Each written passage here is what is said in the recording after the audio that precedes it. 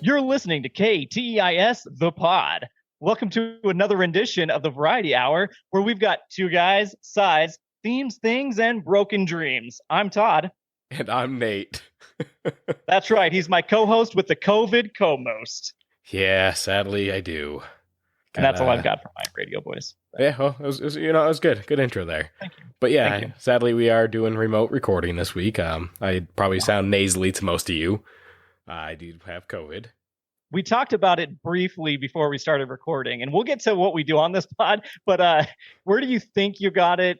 Let's phrase it that way. It's hard to say, because we went to Fan Expo Denver.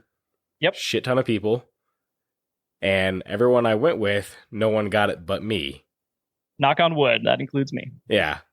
So, just work maybe is the other place.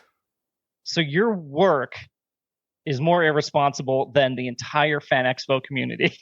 Well, yeah, I mean, some of the vendors that I have come through and all that, yeah. That's fair. The guy that hit the wall, and you told us the story of that. And... Exactly, yeah. Okay. So. That checks out. That checks out. Okay, well, so Nate is dealing with COVID, so if there's a little audio differences, well, it's because we're recording, remotely for the first time since, I don't even know when the last time we did this. Oh, it's been quite some time now. Probably like 30 plus episodes ago. Yeah. Well, Nate, while you're not coughing, what do we do on this pod, the Indecide? So, normally on the pod, we talk about movies. Yep. They could be underrated. And it's our own definition, underrated. We're taking that to the grave. Yes, exactly. And usually Or we'll bury you in the same grave if you throw away if you find out our secret. That's a big grave we're going to have to make. Or Nate's basement. We know there's room for more spirits. And then from there, we also theme. We get some topics and theme it with that movie, and we bullshit about that theme. Yeah, we try to ride the line between bullshitting and actually reading off real information that we have sourced through articles online. Yep. Sometimes it's personal opinion. We did the supermarket one last week, and that was definitely all based on our own brains. But if we're talking about other crazy ones, what's that? We've had the experience with it, so yes. But most things we do not. We are sheltered men. Yeah. Yeah. Now that sums about up what we do. And so, but this week we were going to see Thor: Love and Thunder. Yes, we were. And COVID got in the way. It did. So got to get a refund on those tickets. And so now we are talking about Stranger Things Season 4. We are. That'll be the second half. We'll do the normal. Instead of themes, we're going to do the normal Variety Hour stuff and just kind of look through our phone notes and chat about some bullshit. Yeah, exactly. So with that in mind, we talked about going Fan Expo and all that. How was your experience, Todd? Fan Expo was good. I got the 3-day pass, even though I didn't need it, but I did go on Saturday and kind of got a little, intro to it. Looked around some of the booths, didn't buy anything, but the next day went back with all of you guys. It's always fun to go with the group. I would not recommend just going by yourself. I mean, even if it's like your group, like we definitely went our separate ways at points. Yes. But to know that there's still people there that you can meet up with or talk with still. Right. Yeah. And it was packed. The Saturday when I was there, it was about double the capacity it felt like than it was on Sunday when we were all there. So it was like sardines walking in a parade trying to stop it. You went 2 days and you avoided COVID somehow both days. Exactly.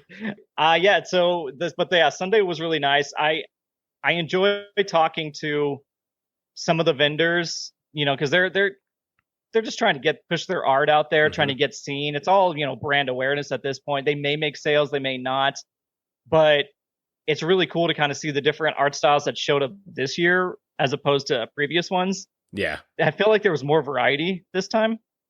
I don't know if that's because Fan Expo took over and it's their first year doing it. Yeah. Outside of Pop Culture. I was going to say, usually the past few years, you would see constantly, the same artists and vendors there. To whereas this year, they kind of did have that variety of new vendors that haven't been there before. There were still some of the old, but some new as well.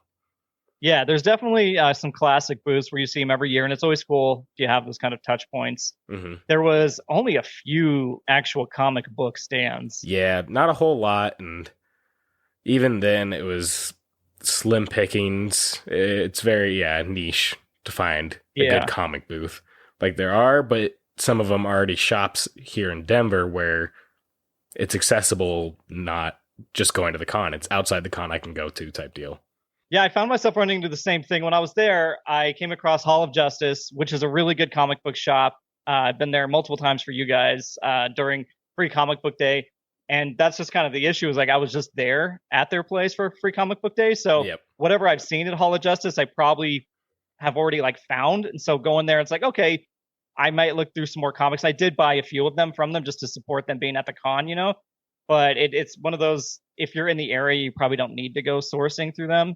Right. Or it's probably not that much bigger deals than they would have normally, I guess. I don't know. I mean, I'm not there often as much as you are. You probably might know if they have better deals at the con than outside of it. I feel like it's hard to say at the con because I feel like it's a marketing thing. Like, hey, this is a way to get your name out there, people to see who you are.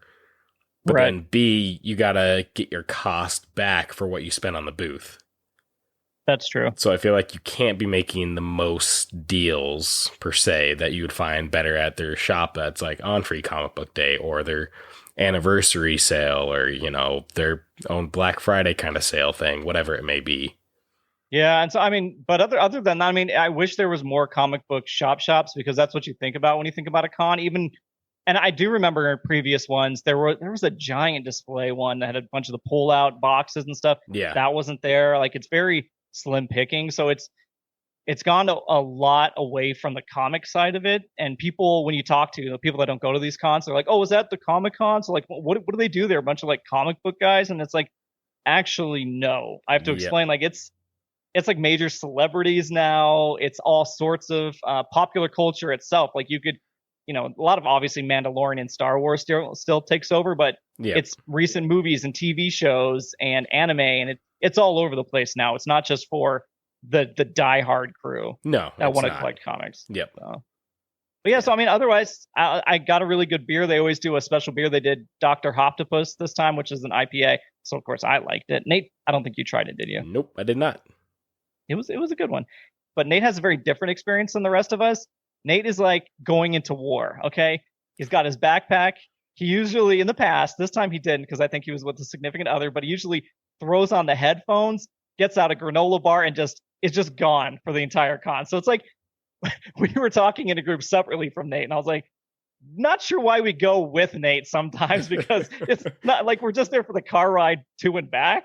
Maybe we'll get dinner afterwards, but otherwise, Nate at the con is a fucking ghost, man. That's usually how it is. Which I mean, you've come in clutch for me many times. Like when we got the Stan Lee picture and autograph, that was really cool. And I was like, I wouldn't have done that had you not coordinated, known your shit.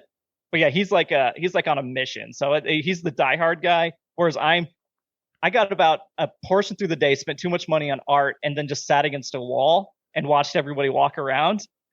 I still have a pain going down my leg, my sciatica, from sitting against the wall. That's how old I feel. It's insane. Why didn't you go sit at the chairs at the seating area? Because I was right where I was at one end of it, and I was just like, I'm just going to sit down now. I don't even want to make the walk back to the food court. Don't want to anyway, walk on that hard concrete floor. Dude, they need to carpet the whole goddamn thing. But yeah, otherwise that's mine. How did you fare at the Fan Expo? Yeah, I always enjoy it. It's an atmosphere you don't get, you know, on a day-to-day basis. Right. And then also, it's also just cool to see people that you wouldn't necessarily be able to see without going to those things. So like me, big thing is the comic book artist, being able to see those different artists. Got a book signed by one of the artists there. He did a little sketch on it. Lionel Francis Yu. Okay, I saw him, yeah. Yep. And then another thing we did while we were there is we got a chance to take a picture with the 4 Hobbits. That's what I was going to ask you about. And so that was, you know, it's one of those things like if you ever go to a con and you're looking to get a photo, don't expect, you know, to sit down, have like a good 5-minute meet and greet with them. It is always a quick experience. It's how it was like you're herding cattle, basically. Yeah, it's how it was with us and Stan Lee. Same with them. It was very quick of, all right, come forward, smile, go. It's maybe 5 seconds of an interaction. Right. So it is very quick. Sometimes you get lucky, depending on the actor or how busy they may be. You might get a little more time with them, but they could also limit, like, I only want to do this amount of photos today. So That's true. And they're trying to get through so many people. But yeah, it's definitely like walk in, snap the shot, get out of here because we got another group coming in. Mm-hmm. But you did get to, I mean, that's really cool to see all 4 Hobbits. And that's why a lot of people at this con were wearing Lord of the Rings stuff. Everybody, like whoever the big presenter or, the big celebrity guest is, that's what everybody's going to theme their stuff after. Yes. But somebody pointed out a mustache on you, Nate. Yeah. Dominic. He pointed out the Top Gun mustache because he shaved his face for the mustache for Top Gun as well. So, yeah. That's amazing. So you don't get that anywhere else. No. You got recognized for your Top Gun by Mary himself. Yep. So, and Charlie, obviously, for mine. But no, that's really cool. Yeah. Anything else from Fan Expo?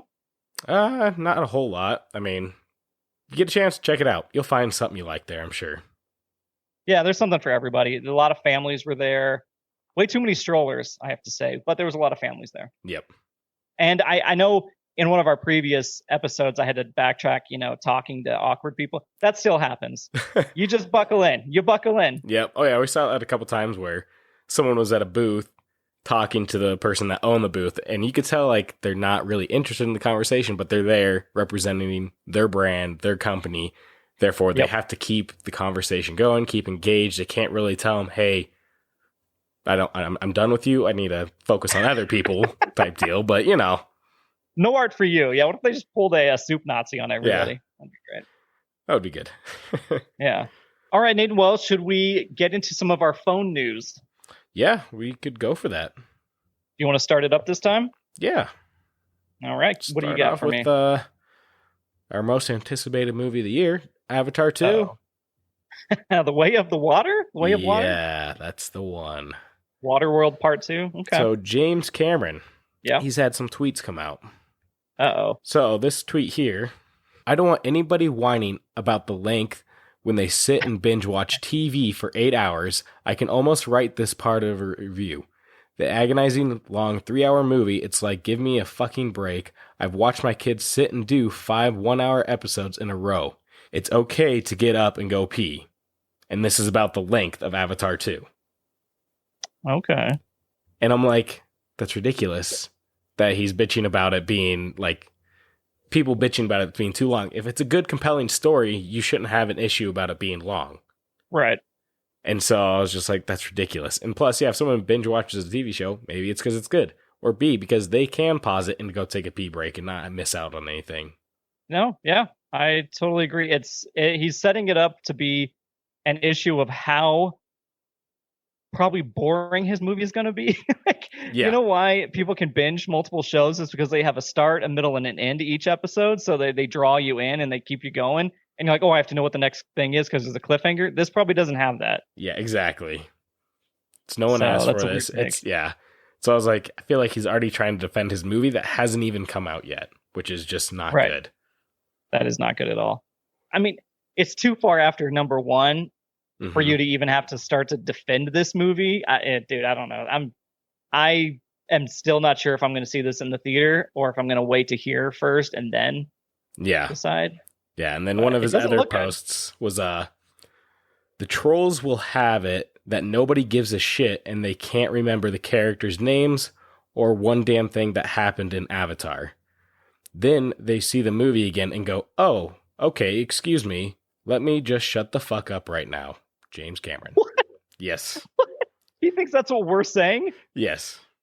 No, you know what? You know how I get a refresher on Avatar is I watch Ferngully and I watch Dances with Wolves. Like that's how I know what happened in Ferngully. Right. Wow, his masterclass in writing really came through on Avatar 1. Yep. Yeah, I know there's Jake Sully. Hey, look, I remember a fucking name. Yeah. And I remember his unobtainium is his big fucking MacGuffin. I don't know any of the other fucking names, so it doesn't even matter. Like Na'vi, I know is the race of blue people that are boring as fuck all. Yeah. Yeah. Well, we'll see what happens there, huh? All right. Okay. Well, I saw an article from the Hollywood Reporter where Taron Egerton might be trying out for the Hugh Jackman Wolverine. Pass the torch. How do you feel about that? I mean, I'm okay with it. I like him. He's good. I feel like if he got the scruffy beard, he could pull it off. Do you think he's probably thinking about how jacked he needs to get? Yeah. I mean, I feel like he could pull that off, though. So he was. Does he pull it? He was in Kingsman. Yes. And all that. So, like, I feel like he could get to that point. That's true. If you pulled off Eddie the Eagle with Hugh Jackman as his coach in that, so I think this is like a perfect baton pass. They need to make a little nod about fly like an eagle, and then he like slash. But no, yeah, I like it. It's a good cast. Well, moving directly off of that, Paper Girls is another new series coming to Amazon Prime. Yes, it is. Dude, I have so many fucking shows. It's so... I'm drowning here. Yeah. July 29th. But Paper Girls is also Brian K. Vaughan. Yep, comic book. Brian and K. Vaughan. I read the first like 10 of those. And they're really interesting. Yeah, it's kind of out there. It's weird because like I'm worried people are going to look at it as like, oh, it's back in the day, 80s kind of almost stuff where they're going to kind of try to compare it to Stranger Things. Oh. I mean, it's the plots are completely different, but I get it, yeah. But like it has that same kind of thing of like, oh, this the aesthetic. Yeah. Yeah. So. No, yeah. I mean, I would say people keep an eye out for that one because it is a really good comic book and the art style is really, really well done. Yep. Speaking of Stranger Things, yeah, the Duffer Brothers just launched their Upside Down Pictures company. Yep, I saw that. Did you see that? And they're going to do a spin-off. Yeah, which I'm like, well, what? I don't know why. I mean, if it's good, great. If not, whatever. But the other thing I'm excited that they're actually doing under that is a Death Note series. Oh, I did see that. Yeah, that's right. So I never watched. Also be under it. So I'm excited for that. And the Talisman. Yeah. Yep, that was the other thing too. I mean, I'm excited. I like the Duffer Brothers. Obviously, I think they've done a good job with Stranger Things. Everybody's got their low points. Their general concept, I think their love for like making these kind of creepy, bigger, larger than life, I guess, stories is really, apparent. And so I'm excited for whatever they do. I just don't know how you pull off a fucking spinoff for Stranger Things because it's about one specific plot that they're trying to wrap up. And if there's other things happening, then it's like, well, shouldn't the main cast know about whatever else is needing to be solved? Right. And I don't know. That's always that's tricky. A prequel or some shit like that, and it's just yeah. I saw also they announced the release date for God of War Ragnarok. I saw that too with the giant wolf. Yeah. November 9th, 2022. So you know what we're doing on November 9th, 2022. Yeah, the podcast is over, guys. It's God of War time. God of War takes precedence. We're so sorry. We're so sorry. But I did it looks really good, obviously. The unboxing videos of the special editions. Oh, I haven't seen any of that. And some people are livid about it. Livid like mad? Yes, I think they have every right to be mad. Why? So they have this like really cool display, everything, everything comes out. It comes out with like a replica of Thor's hammer, Mjolnir from the game. There's like dice, little wooden tokens. But it comes with the steelbook case of the game, but no physical copy, just a digital copy. I'm like, so they give you a steelbook to present, but not to actually use? Yeah. I was like, that's a little ridiculous to put in a steelbook case and only a digital code and not have the actual disc. I mean, I get the concept of why they're doing it. They want to be able to like put it on their wall or, put it in their collection of video games. I'm like, there it is, but still have the digital. I think that'd be a cool thing to sign up for, like if you want to represent it that way. But I don't. Did people think they were getting a physical copy months before the game came out? Well, I mean, they're going to have the physical copy as well. It's just the collector's edition will not have a physical copy. It's just going to be digital with the steelbook case. Right. So they would have to buy the physical one separately, so pay double the price just to have a physical with their steelbook. That's the big issue. Okay. Yeah. But the special edition, you're probably paying like $300 for it too. Right. So. Well, you know what? I think they're trying to meet people in the middle, and it didn't work out for them. They're testing the waters of what people want. Like, because I would like to have the physical copy, but not have to necessarily put it in every time I want to play. So, like, I could see that being like a mix of our old crowd and the new crowd that want to go purely digital. How hard is it to walk fucking 10 feet? Have you been in my back? It's bad. It's bad. Okay. I have to sit down to put my goddamn pants on right now because my back hurts so much. I feel like I'm dying. All right. Maybe I am. We're all dying, aren't we, Nate? Yes, we are. The end is sigh. Let me see what else I have. Well, I won't talk about Thor. I did see Thor, even though you had to cancel. But we did have some sad news.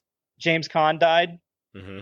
He is the father, and I mean, we'll start with maybe what most people know. He's the father in Elf, but obviously he's Godfather, Misery. I mean, he was a badass dude. Like, he was so great. Look up his interview on Playboy. He did back in the day, and like how he hates like talking to reporters and he gives them shit and stuff. It's just he's got a great outlook. He had a great outlook on life and everything, and I think he was just loved by a lot of people. There was even Miles Teller posted something of him.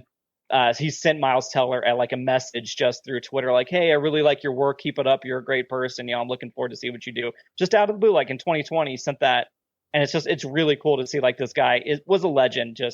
And yeah, he's passed, and that's unfortunate. But he had a very storied career. So yeah, no, it definitely sucks to hear. Like, do you know what the cause was, or was it just he was 82 years old? So I think it's just old age. Honestly, It might have been complications with something else. I don't have the full story like up on my phone or anything. Fair. But at 82, I mean, whatever it is you get is probably becomes natural causes, right? Because they all start to bucket that together. Because it's like if your body's not youthful enough to fix it, then it's like, okay, well. So on that sad note, do you have any other news for me, Nate? I got nothing else for you. Nothing else. Yep. Well, I don't think I have. I mean, I have some old stuff, so we'll just skip that, guys. We're not going to bore you with the old shit. I do. Before we jump into Stranger Things chat, I'm going to run Nate through a pop culture quiz to see if he can still do it when he's under COVID. Oh, geez. Yep. Coming from Fan Expo. Guys, I'm going to fail. I think some of these are right up your alley, so I'm hoping. This is from Ponly.com, Ponly. But anyway, it is 25 questions. We'll just see what you got here. Okay, you ready? All right. What former Nickelodeon star is also the longest running member of the Saturday Night Live cast? Don't know. Oh, shit. Kenan Thompson. Okay. I never really watched Saturday Night Live. Oh, okay. Yeah, he's still doing it. All right. Who was originally cast as the voice of Shrek before Mike Myers was eventually given the role? I know you know this one. I've heard it before, but I can't. Chris Farley. Yep. Okay, question 3. This one you might not know, but it's like obvious. This is all a bust, guys. Yeah, we'll see. What movie has the best-selling soundtrack of all time? What movie has the best sounding soundtrack of all time? Best-selling soundtrack of all time. Best selling. I thought just best sounding. I was like, that's a fucking. Well, honestly, it's probably the best sounding also, but best selling. Shit, I don't know what the fuck. We'll always love you. Oh, Titanic. No, that's Celine Dion's My Heart Will Go On. No, this is Whitney Houston's The Bodyguard from I Will Always Love You. So Kevin Costner. Never seen it. Remember when that was huge? Oh, guys, okay. Maybe he'll get this one. He knows the stupid trivia. Let me see here. Which superstar infamously had a wardrobe malfunction during the Super Bowl halftime show? Oh gosh, it was just Justin Timberlake. Yep. You got one of the two. I'm drawing a blank on it right now. Name starts with a J. Jennifer First Lopez. and last name. Nope. Janet Jackson. Oh. Okay, we'll get one of these. This one's actually for me, so we'll see. What professional BMX rider has been the host of MTV's The Challenge since 2005? Yeah, because I'm going to fucking know that. I'll give you that one. Yeah, I was like, I'm not going to know that. Guys, this is riveting stuff. Hearing me like, what? Are you sure? Sometimes we just got to re-educate our audience while showing our true colors. What was Kim Jong? What did he work as before breaking into the entertainment industry? And he's obviously, doctor. So yeah, there you go. All right. Boom. One. I think that was. What was Britney Spears' biggest hit of her career? Oops, I Did It Again. Baby One More Time. So is that the same song? Oops, it's not, is it? Did it again to you. Baby, it's not. Yeah. Oh no. Well, Well, how many Harry Potter films have there been, Nate? 8. Good job, you got it. Oh, okay. I was like, wait, shit, is that counting the secrets? No, we're not counting the garbage. Okay, no. I was like, oh fuck, wait. Let's see if you know some of your pandemic trivia. What is the name of the 2020 Netflix documentary that featured Joe Exotic and Carol Baskin? Oh, that was the tiger one. I don't know what the fuck it's called. Never watched it.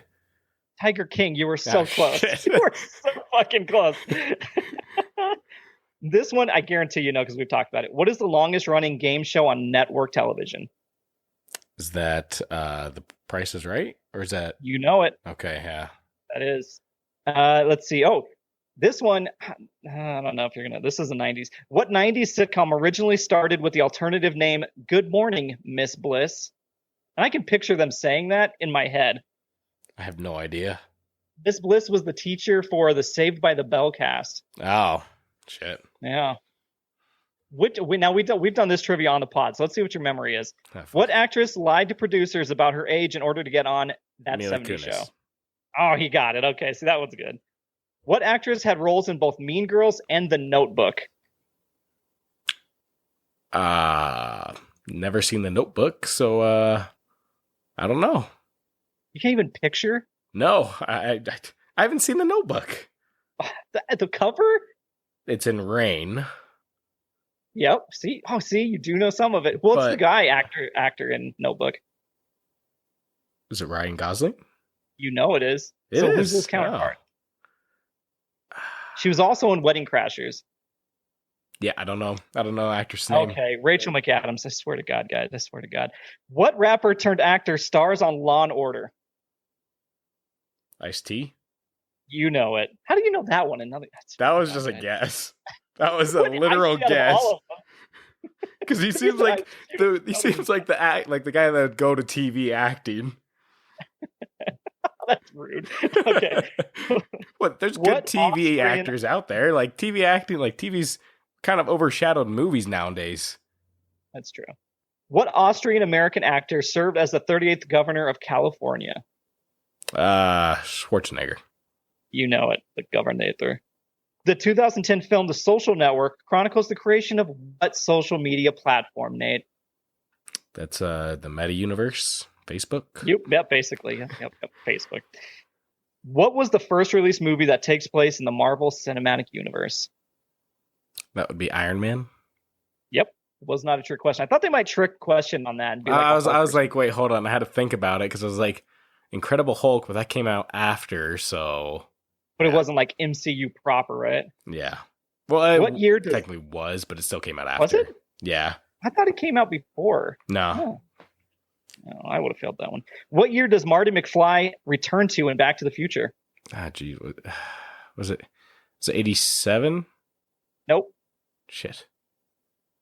Backed up a couple. 85. 85, okay. What is the longest running adult animated series in television history? Simpsons.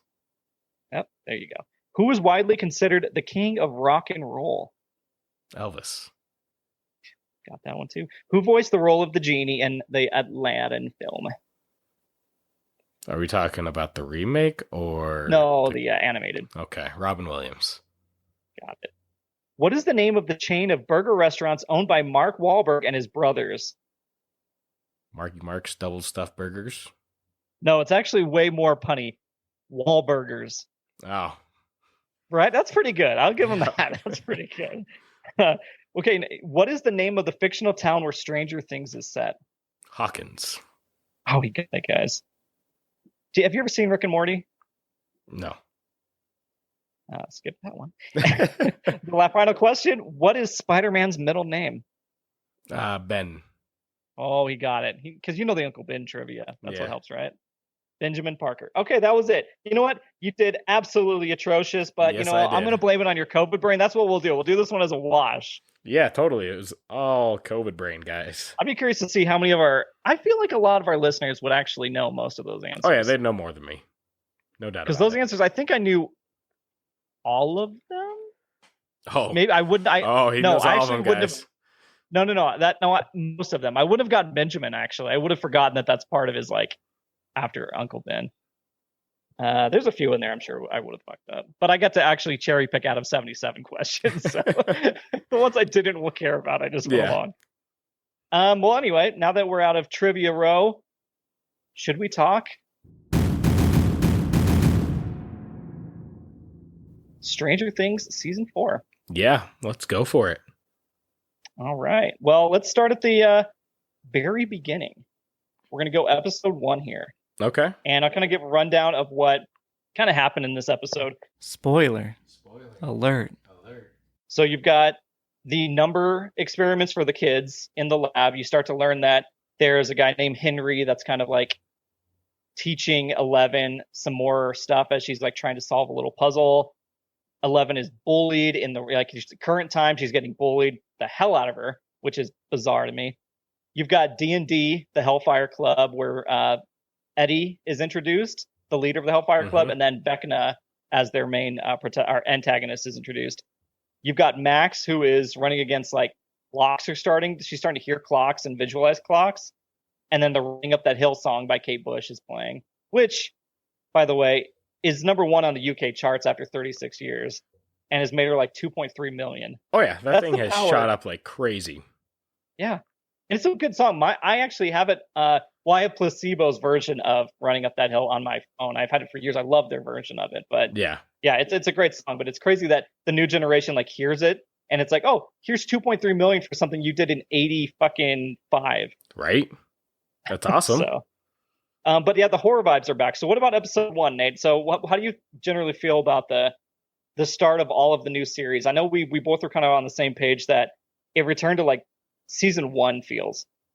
I can't even remember back that far, like what episode 1 all really entitled to, though. Well, we meet Eddie and all them and Max. We start to get kind of in like the freaky shit where people are getting paralyzed, or not paralyzed, but kind of like, taken over internally. There's the cheerleader. Who's with the complete douchebag. I don't know. I hated that douchebag guy. Yeah, the captain of the basketball team, whatever his name was. Basketball team, yeah. Yeah. That guy was like I think he was a play on the real world of the psychopaths that are like, let's get armed and take down things we don't understand.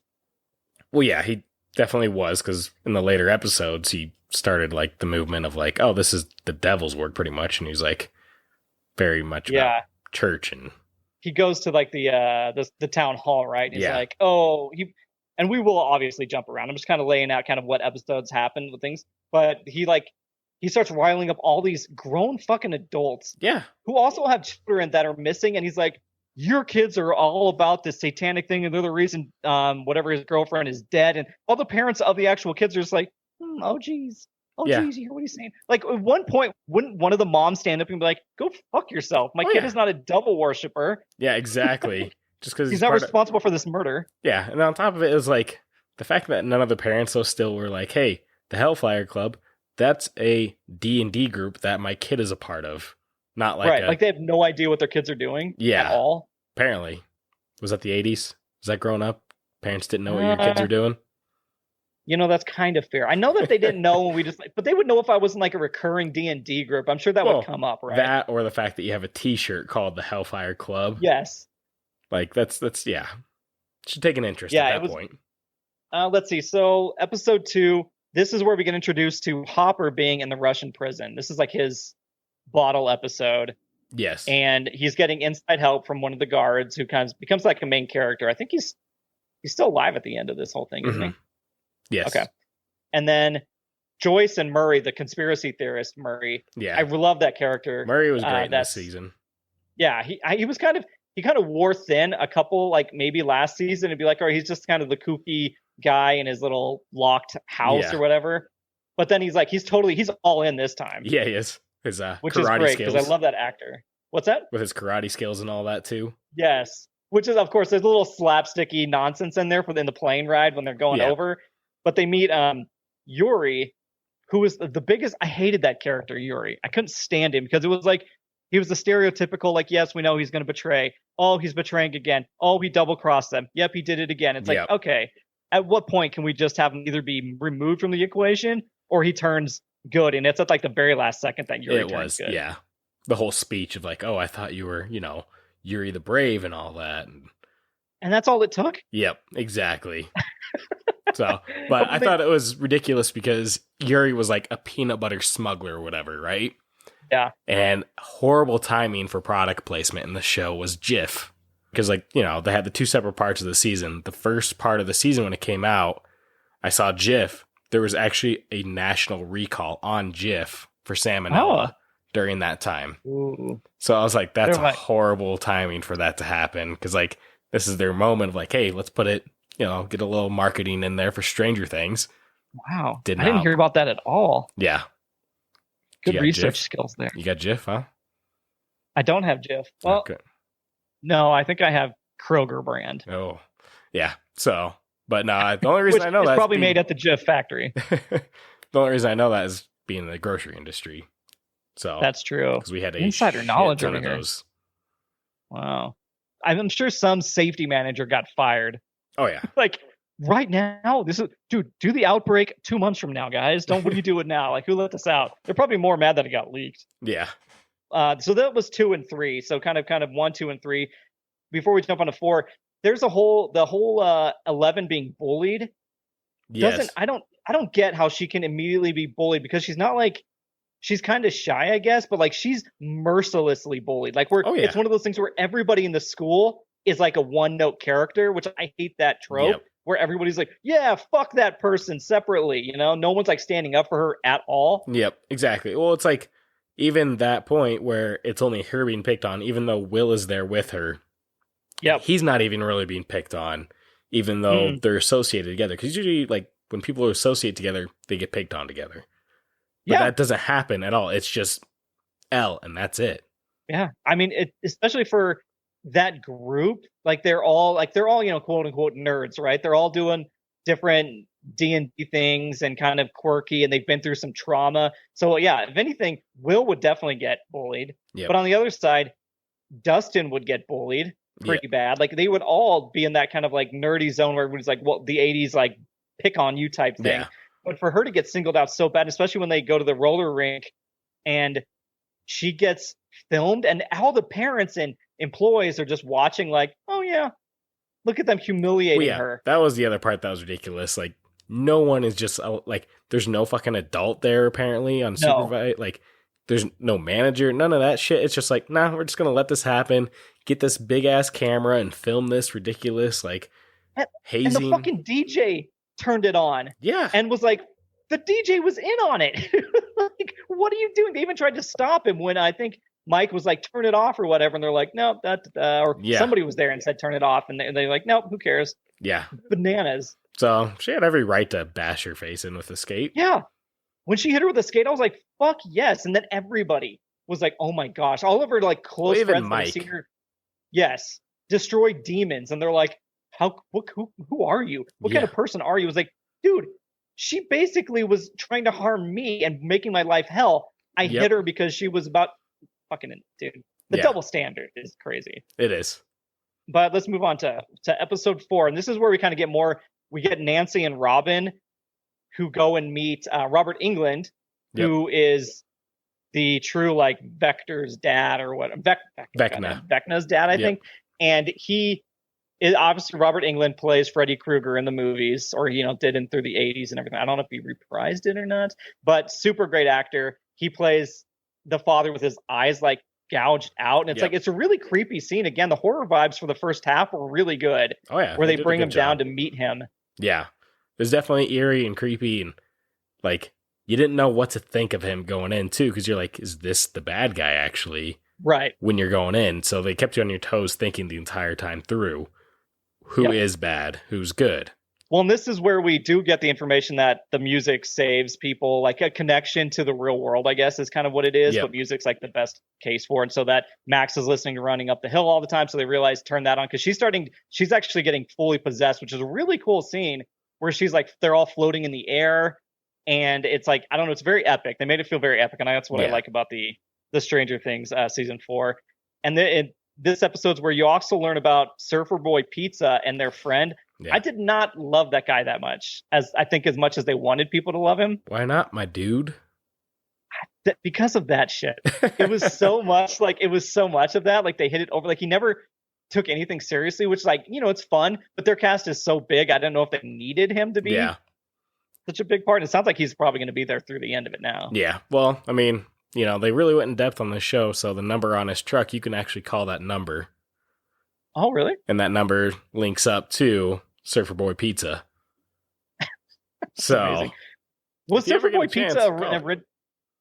Call it up. Was it a real thing back in the 80s, or did they? I have no idea. I think they just made it up, but okay, because I know they reference like Domino's and stuff like that as like competitors, but yeah, they're gonna take over Domino's. And what's that? I think I know why you hate Surfer Boy guy. Yeah, because he loves pineapple on his pizza. That is fucking gross. Yeah, fuck that guy. And you know what? You're right. That's what it was. I forgot about it. It's been buried deep inside my brain. You just got it back out. In comparison to that very like kind of cheesiness where they're running around, they're at like the Dustin's girlfriend's house. And they're sneaking around trying to do all this stuff. And it's funny, but it's cheesy. I really liked that they dived into Will having a crush on Mike, and we see that in the van. Oh yeah, and it's like it's never outrightly said, right? But Jonathan recognized it as his brother through like the rearview mirror, and that's a really good bonding moment. Even at the end when Mike like gets to hold 11 again and such, you can see that Will really likes him, and the fact that they're tackling this angle of him being in love with Mike is like I didn't see that coming from the very beginning of the show. I think this is something maybe they acknowledge this in number 3. Did we see this happening, or is this a season 4? Not that I'm aware of, but either way, like it just one of those things. Like I don't like Mike as a character. I don't like Mike either. But Will likes Mike. Well, yeah, but it's just one of those things. Like he doesn't do a lot really at all. No, he's one note. Yeah, he is. He could die. I'd be okay with that. Honestly, yeah. If they're gonna kill any of the kids, and we'll get into the fact that they just about killed Max. I don't know how they're gonna undo that. Yeah. But Mike could go away. But I do like that they're tackling kind of coming out, and I wonder if that's going to be a big reveal at the end. I don't know how they would wrap that up because Mike's never going to come around to wanting to be with Will, so I don't see how they wrap that up. But it's very cool to see the brother bond between those two. Yep. Let's see, episode 5 and 6. So 11 gets taken. She gets kidnapped. She goes to the Nina program, which is the sensory deprivation. We kind of talked about Iron Huckabees, but this is where she gets in her mind palace and can kind of like rebuild her powers. And she's going back through her experience with Henry and the massacre that we see in season 1 of all the kids. Yeah, the memories that she lost that never had. Yep. So. Yep. And then we find out that Henry is number 1, patient 1, which did you see that coming a mile away? It is kind of there. Like you kind of see, because like the fact that he was like, oh, you got to find a place like this. Like he had a lot of insider knowledge. Yep. Like he knew more than you should have. Yeah. For sure. I like it. The actor. I think he's really creepy. Yeah. They did a really good job. Like when you cast someone, like it's weird to say like casting someone like that and you're like, you hit that creepy vibe and it works out great for you. Just like the guy from Dexter, he fits the role as like that creepy guy. So this is true. Yeah. You have to have that aesthetic of like, you could probably murder people. Yeah. It's a weird compliment. Like we all believe that. But obviously he's a piece of shit because this is kind of where we get a full background of that 11 was not responsible for the massacre. It was Henry started killing all of them, wanted 11 to join her. She wouldn't. She ends up sending him out into like, she sends him into the Upside Down. Yeah. And then he becomes like their god. Yeah. So she created all the issues we have starting in season 1. Kudos to them, by the way, for the makeup artists on this because it looked great. Oh yeah. Like the whole Vecna entire is a suit and great everything. look. Yeah, it looked awesome. Yeah, and I think that added to the horror elements a lot because when you're getting the 4 dings of the grandfather clock and you've got Vecna kind of walking up towards you and like just twisting your body and shit, it's very well done and sort of getting back to their roots. And then this is also where we realize that Hopper and the guard gets captured with Hopper and that they're going to feed people to the Demogorgon that is in the Russian prison. And you're like, well, how do you fucking beat this thing? We know it hates fire. We found that out, but otherwise it's fucking bulletproof. These things are insanely protective. Yeah. Yes. And then Yuri, of course, does a betrayal here. And then we'll do episode 7 here. The gladiator fights, we'll just jump right in. They do eventually get to go pick up like weapons. All the guards, the prisoners, they get like a full meal beforehand because the guards want them fed so that they can. Yeah, because it's like a good meal that they're not used to. Yes, gets their hopes up too. Right. But then you get to figure out like what weapon they want to take out there, and they go out, and then they just have to get slaughtered. But you also have the Hopper insider knowledge about the fire. And so he gets like the lighter, and he gets a whole setup to like be able to scare this thing off with the guard. So they kind of have a little bit of an upper hand, even though they're being watched by guards up top with guns. Like it's a no-win scenario. They're never supposed to win. Yeah, exactly. But then this is also where the kids on the other side of the world are doing the upside down plus regular world theme. So like they go into the trailer where the original girl was killed. They do the rope that hangs kind of in between. That was a cool effect there. Yeah. So like you're crawling up it, and all of a sudden you're falling down it, and it's cool to see like the hair change direction of when it's falling. Yeah.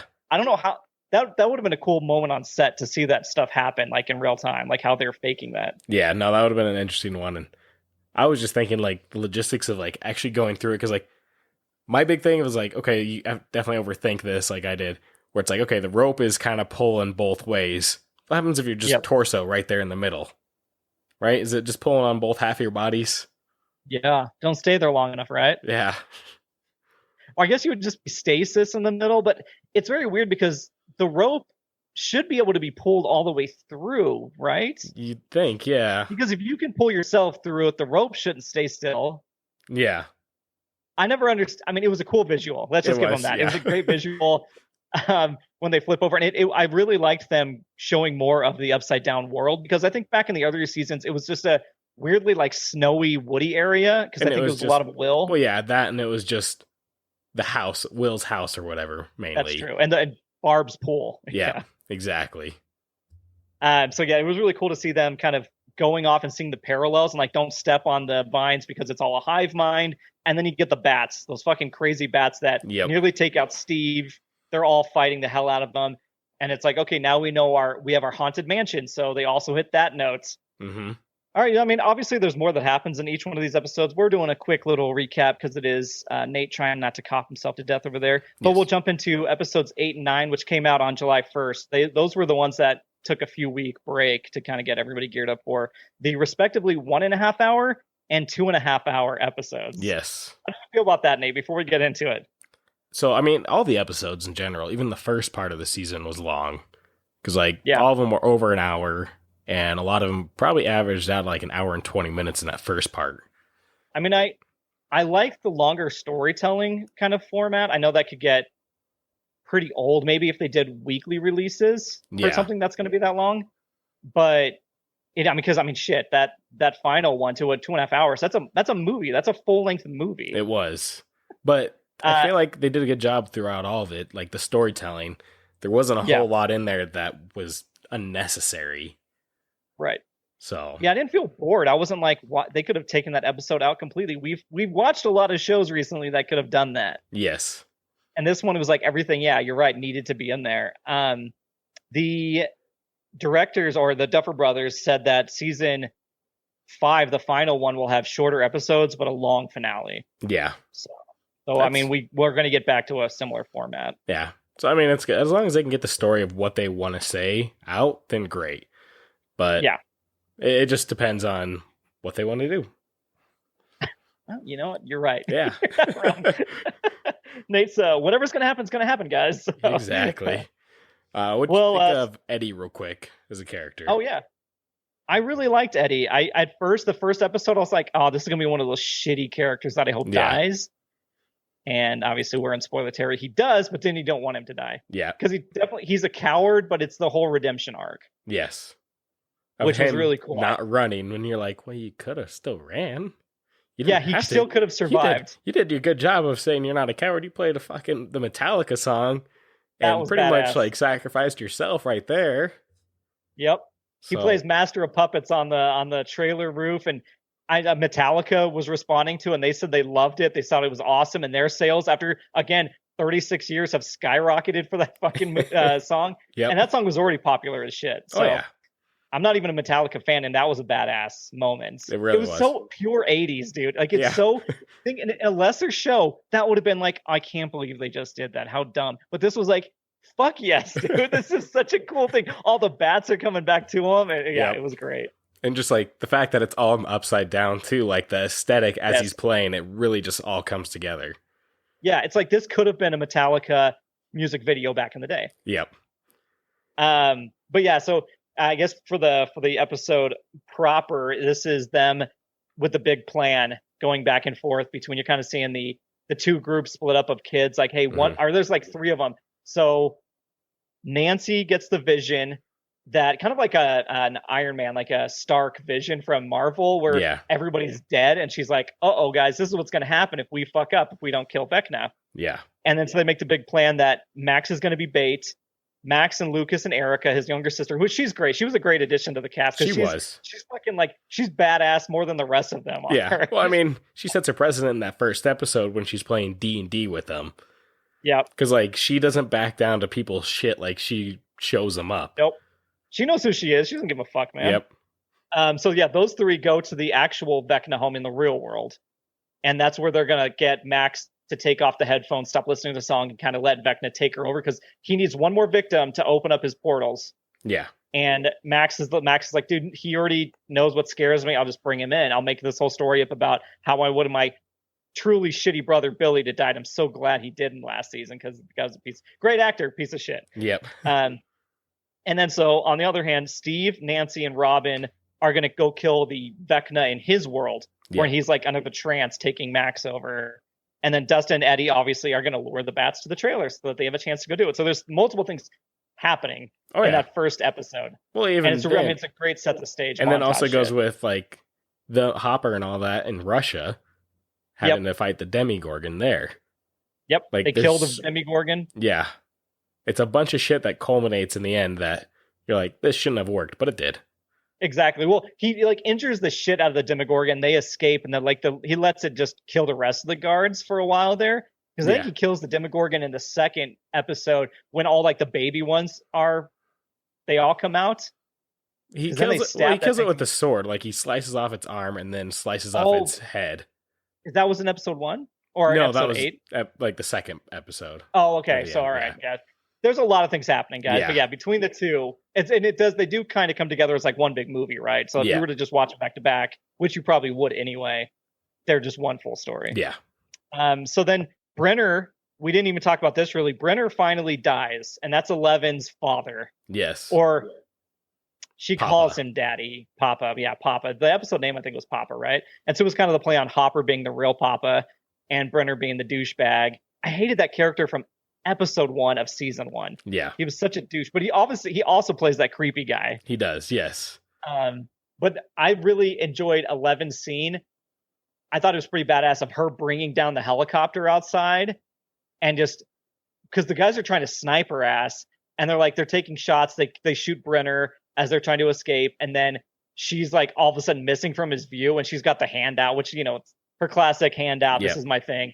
But she starts pulling it down, and then he keeps losing track of it. I thought that was really cool. It was very 80s action movie moments out in the desert. Yeah. And then like all the guards and stuff like that get totally fucked, which is really cool. And then episode 9, he does the Master of Puppets. Eddie does. Vecna traps all of them. So like he knew they were coming. Yes. And so he traps Steve and Nancy and Robin up against the wall with the vines. 11 gets the reveal that, she created Vecna, and Vecna was in charge of the Mind Flayer from season 3. Everything was Vecna. This is when the big reveal actually happens. And then you get the mind fight where 11, so they use Surfer Boy's salt, which is, he came in useful. Right. They give him pot to leave the fucking, the employees to leave Surfer Boy. And he's like, dude, hey dude, they're all the same people apparently. Right. That's the mentality they hire. Yes. And then they create like the totally themed out 80s salt bath, self-deprivation thing for 11. So she goes into Max's mind to then fight Vecna through her mind, which is just, it's Inception within Inception before they even knew what that word was. Yeah. Well, that's like Surfer Boy. He was like, oh, a mind fight within a mind fight? Like my first thought was Inception. Yeah. If it had been today, like timeline, they would have said Inception. Yeah, it would have been a joke. Yep. But no, it was really cool to see her go in there, and then like you're seeing Max's winter ball or whatever, snowball or whatever it's called. I can't remember what it's called. From the previous seasons, and she goes back to like her perfect moment of her kissing Lucas, and that's her safe spot. And then they have the whole 1 versus 11 fight, and it's really cool. And she beats the shit out of him again. But then in the real world, when she distracts him enough, Robin and them start Molotov cocktailing the shit out of him, which was visually really good, like really good effects for this whole season. Oh yeah, no, everything like looked on par. Like it didn't look like they cheaped out on anything. Where you had that whole like, holy shit, these episodes are $30 million an episode. Now you realize, okay, no, they didn't cheap out on any of that stuff. Right, which is unlike Netflix these days. Yes. Even when Netflix has a giant hit on their hands, they start to phone it in. Netflix could take some fucking pointers from this and hopefully turn shit around, but I doubt it. Yeah, I doubt it too. But at least we'll get one more of the Duffer Brothers running it, and hopefully they're not going to pull a Game of Thrones, and they won't. They said they have the final 20 minutes planned out. Yeah, I feel like they have their story. They want to finish it, and they're going to finish it the way they want to, not trying to add it and drag it out more, besides offshoot series. Dumb. Yeah, without the spinoffs. So which brings me to the final of season 4, and that is that because Max did briefly die, because when I was like, oh, they're going to save her, and then her eyes are gone, I'm like, well, so she's blind now. Okay, well, they'll work that in. Then her arm breaks. I'm like, okay, so her arm's broken. Oh, her 2 legs are broken. Holy shit, dude. Yeah, I know. Same here. That's what I was like. Oh, fuck. They're actually going for it. They're actually killing Max. It's sad because, like, I always look at a show, like, whenever they kill someone, it adds stakes, obviously, to the show. Like, and it has to be a character that you cared about. Like, Eddie, when he died, you're like, they did a good job of introducing a new character this season that you cared about when he actually died at the end, not just like, that's fine, he died, it's all right, it's whatever. And Dustin gets a seat, and it's very powerful, Yeah. And then Max was like, oh god, they're going for it, and they actually did kill her. But then, of course, Elle brought her back somehow. Granted, we don't know if Max is back or if she's just now like an empty vessel, is what it seems like. Yeah, do you think? Yeah, I'm really curious because she didn't obviously heal her physical wounds. Yeah. Like she brought her back to life, but I assume Max is still crippled and blind. Well, like it seemed like she was in a coma when they were in the hospital because like she wasn't coherent or anything like that. When Elle looked in to her mind, it was just empty. That's true. So there's that. The other part I really enjoyed was Dustin talking to Eddie's uncle. That was super well done. That actor just killed that. Yeah, the fact that he's like, hey, he was a hero and all that, and you're like, that's nice for like him to tell him that and say something like that to him. Yeah, so. The dad needed that because the dad was always good. Like they kind of at first portrayed the dad as like, oh, I guess the uncle. So they always treated him as like a deadbeat. You think he's gonna be like the deadbeat asshole, but he turns out like he really cares and he's defending his nephew. Like, hey, he's a great guy. This is not what he would do. He would never kill anybody, even though those fucking jocks do. The one jock gets split in half, which is fantastic. Yes. Yeah, the uncle or whatever dad. I don't know why. I don't know which one he is. But if uncle gets the speech and Glenn, I think Matzaer or whatever his real name is, the Dustin actor, pulls that shit off, dude, when he's like crying and telling him. Like, well, I like that he doesn't pull back too and he's giving that speech of like, oh yeah, no, he was like, he's like, no, he was a hero. He saved so many lives and all that. Like, he's not phoning in like, oh yeah, the earthquake or anything like that. It's like, no, he's saying like he pretty much saved people from the bats, even though without saying it. Yeah, he can't be like, he can't show him anything. You can't really prove it. He's like, take my word. But you could tell the uncle or whatever, like, probably believed him because he's legit in that moment. I feel like he believed him, but I feel like he could definitely play into season 5 now and be a part of it. He could be a resource that they need at one moment or something. Exactly. Which, Nate, give me your predictions because at the end of season 4, Hawkins is destroyed. Yeah. There's a gap to the upside down. Buildings are gone. Mines are growing. Pretty much just. Yep. Taking out the entire world town. Starts to turn black and white because everything's dying. Yeah.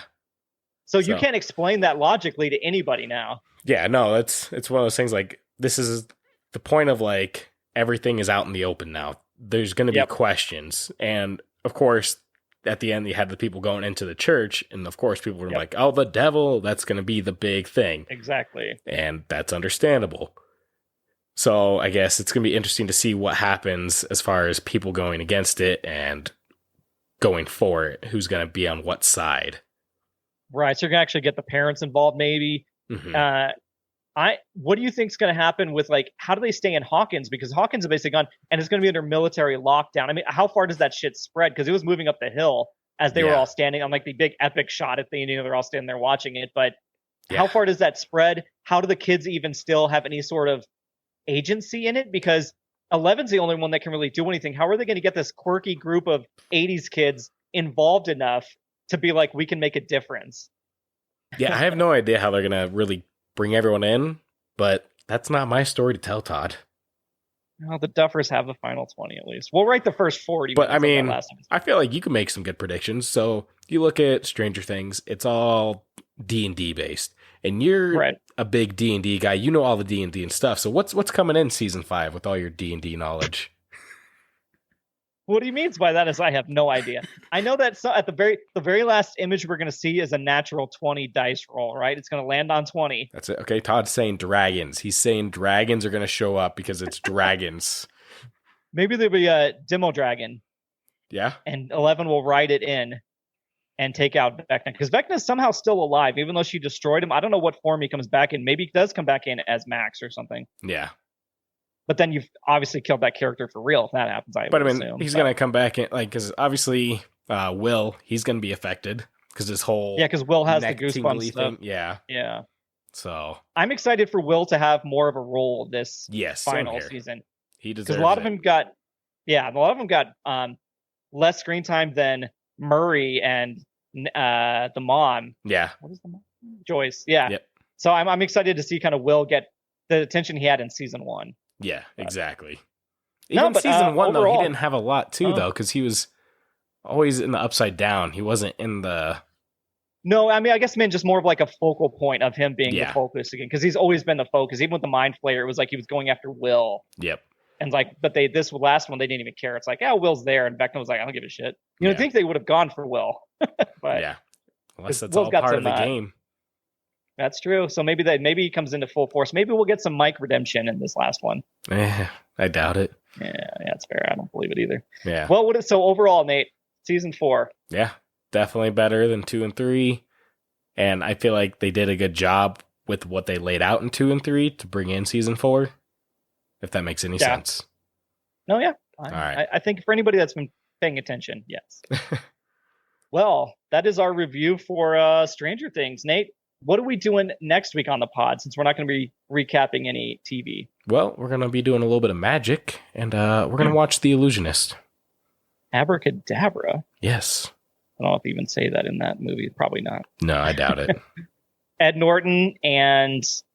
Who's the other main actress in that? It's not ScarJo. She's the Prestige. It came out at the same time as the Prestige. It did, yeah. And so it got overshadowed. But anywho, yeah, very, very good movie. That will be up next week. And before they watch that, so they can actually know what we're talking about, Nate, do you have any recommendations for the peeps? Well, I've been watching a lot of nonsense, not doing anything, being out with COVID. So I rewatched Mission Impossible. Ooh, number 1? Yep. So just go through and watch those. Forgot how gruesome it was, kind of. The beginning scene where the guy's going up the elevator. Okay, yep. Mm-hmm, yeah. Mm-hmm. So, yeah, that's my recommendation. Nate's rec is watch Mission Impossible 1. I like it. My recommendation is to try some more indie side-scrolling video games. Because I just recently downloaded Little Nightmares 2 because it went on sale. But guys, if you've ever wanted to like get into video games or try out some different ones, the side-scrollers like Limbo and Inside and Little Nightmares are so good. They're so well done. Like everybody can pick it up, but it's also like it's a brain teaser. Yeah. Because it's a lot of puzzle-based solving, not like legit puzzles. Like I don't know how to explain that, but it's like this. Not like your lame puzzles you have to that push you do onto on your this table. Ramp. Yeah. Not the physical puzzles like that. You're not like creating a jigsaw on there. But it's like this giant crate needs to be put on this ramp so that you can hold it down so you can jump up to this lever to do all this stuff. Like it really trains your mind to be like to problem solve in real time. And graphically they've been really well done. So yeah. I think that's my recommendation. Play a little video game action. Nice. All right. Well, also go ahead. Wear a mask. That's my other piece of. Although we don't know where he got it. That's my other fucking idea. So stupid. Nate, if you have the energy for it, where can they find us online? Well, they can find us on Facebook, Instagram, Twitter, TikTok, and damn it. Oh, he was so close. You can also email us at theendofsci@gmail.com. You sure can. And if you want to send us a review and tell us you either love or hate these remote recordings, let us know. But please 5-star. You can say Nate sure coughed a lot, 5 stars. The sound quality is not as good, 5 stars. Whatever you want to do, but 5 stars. We don't care how much shit you talk in it. But you can rate us and review on Apple Podcast, iTunes, and then rate us on Spotify. That would be fantastic. Yep. And thank you to Alan for our logo, as always. Yeah. And yeah, I think that takes us to the end of the COVID-tastic episode, Nate. Yep. With that, what do you I'm got just for going to me? say goodbye. Oh, he still doesn't even have the energy for anything. You know what? Let me think of something really unique. It's fucking Candyland. All right. All right. All right, let's see if I got the energy for this. Okay. You got the energy. Okay. No, I just mean like for my intro. Oh, okay. Not like